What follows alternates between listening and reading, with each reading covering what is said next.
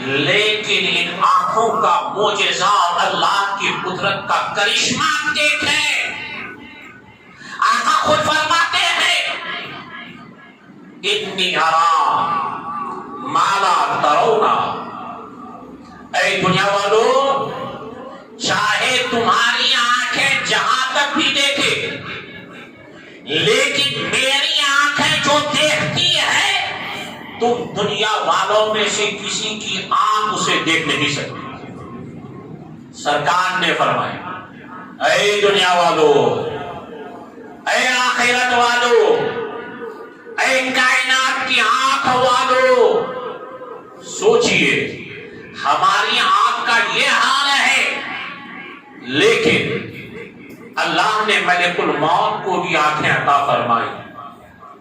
ان کی آنکھوں کا کمال یہ ہے کہ وہ ہر جاندار کو اپنی آنکھوں سے ہر وقت دیکھتے رہتے ہیں۔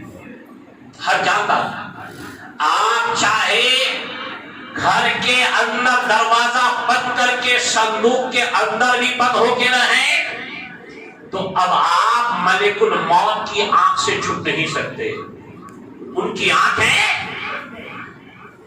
رات کی تاریکی میں ہو، دن کے اجالے میں ہو، عالم یہ ہے بند کوٹھری میں ہو، جہاں بھی کوئی جاندار ہے، حضرت ملک الموت کی آنکھیں ہر جاندار کو ہر پل ہر لمحہ اپنی آنکھ سے دیکھتے رہتا ہے۔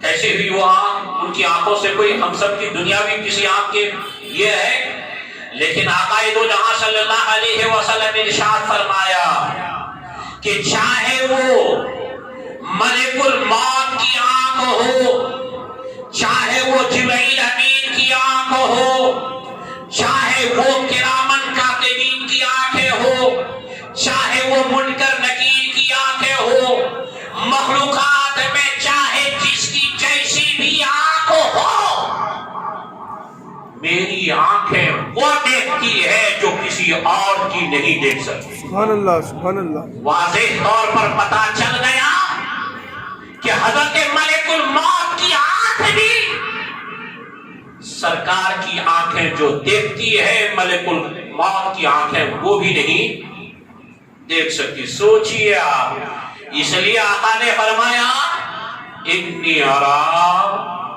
ما لا ترون، میری آنکھیں وہ دیکھتی ہے جو دنیا میں سے کسی کی آنکھ نہیں دیکھ سکتی۔ اور خود آقا فرماتے ہیں اے لوگوں، تم اپنے رکوع اور سجود کو صحیح طرح ادا کرو، رکوع اور سجود کو صحیح طرح ادا کرو۔ سرکار مصلی امامت پر تشریف فرما ہے اور پیچھے پورے مصلی اور نمازی نماز صفیں درست کرتے ہیں۔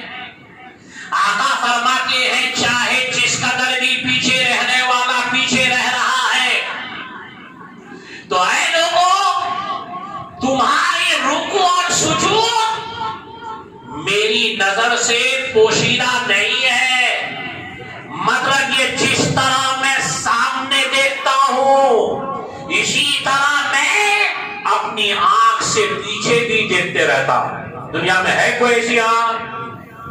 پیچھے بھی دیکھتے رہتا ہوں۔ اب آپ ہو سکتا ہے سوچیں یہ دیوار آگے آ گئی تو سرکار کی نظر کی جو معاملہ تھا وہ وہی تک رک گئی، اس کے پیچھے بھی اور نہیں، ایسا سوچ سکتے ہیں؟ نہیں، سرکار دو عالم صلی اللہ علیہ وسلم کی نظر کی جو وسعت ہے، نہ اس پر کوئی دیوار حائل ہو، نہ اس پر کوئی رکاوٹ اور پردہ حائل ہو۔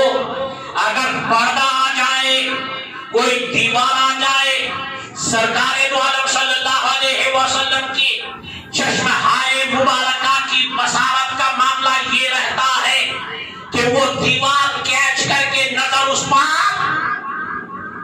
دنیا میں ہے کوئی ایسی آنکھ والا؟ ہے؟ یہ کوئی لفظی جملے نہیں ہے، سرکار نے خود ارشاد فرمایا اور سرکار نے یہ بھی فرمایا کہ بخدا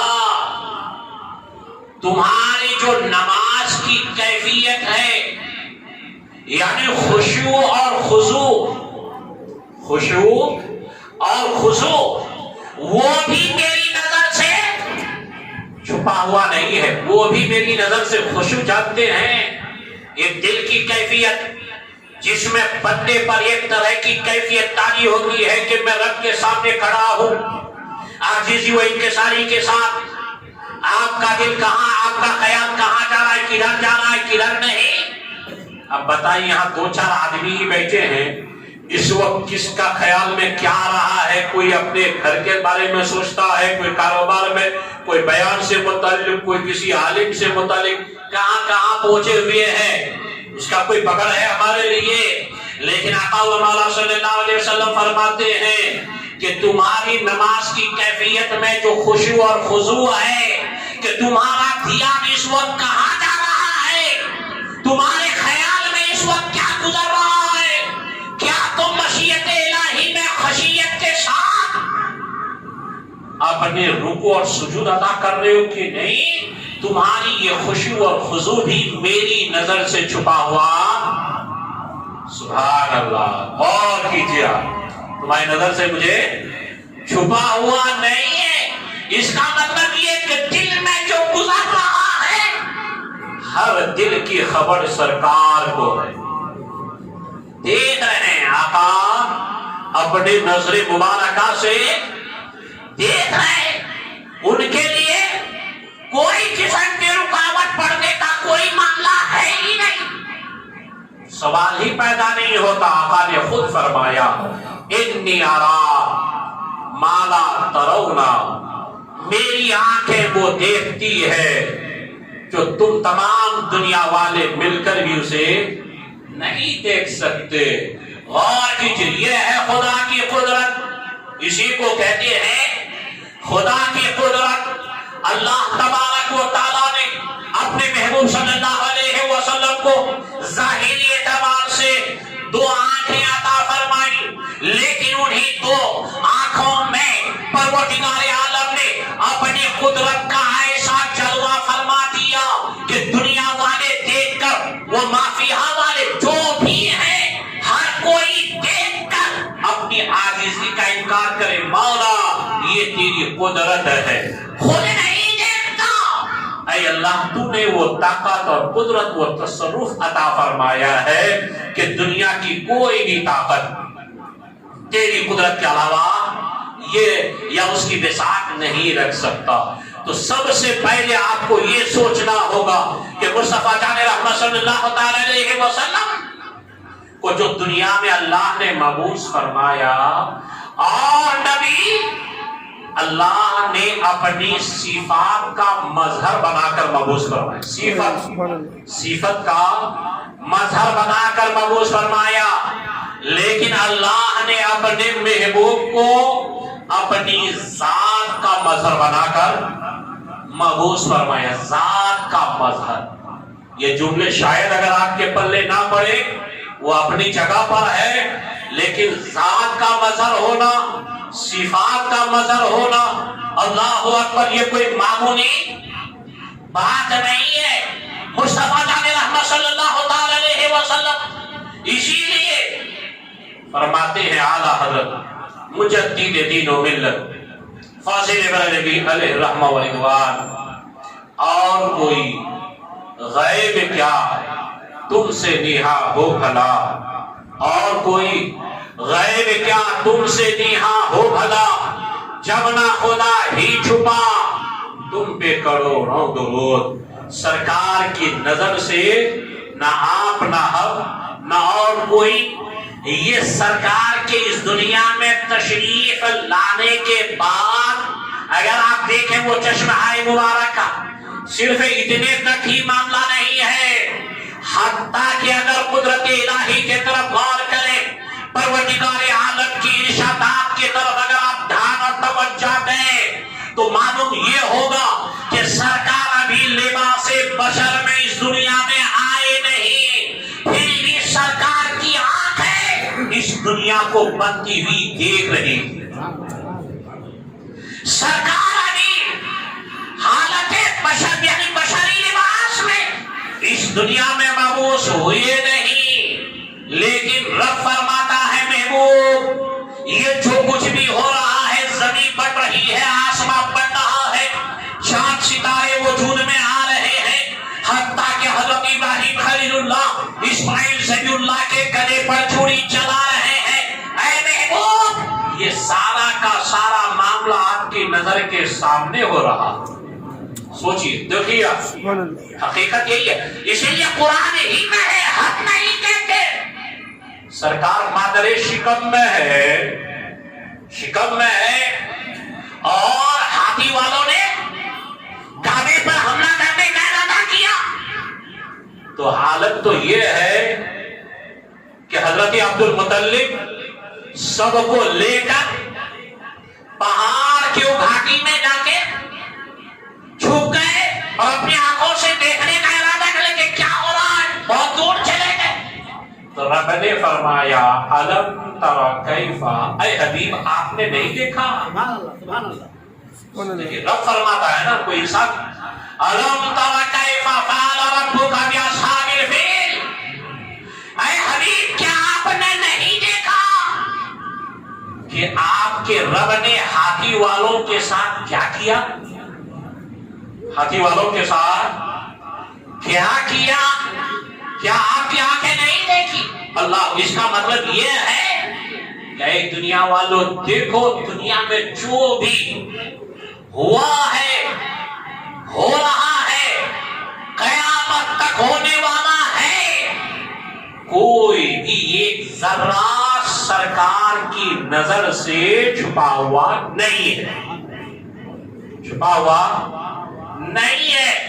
آج ہم بیٹھے ہیں، سرکار دیکھ رہے ہیں، دنیا میں جہاں جو کچھ ہو رہا ہے، مصطفیٰ جان رحمت صلی اللہ علیہ وسلم ہر چیز کو ملاحظہ فرما رہے ہیں۔ یہ آپ کو خود ہو کر نہیں، اللہ تبارک و تعالیٰ نے یہ خوبی اور کمال اور یہ صفت، یہ قدرتیں اللہ نے اپنے حبیب کو عطا فرمایا۔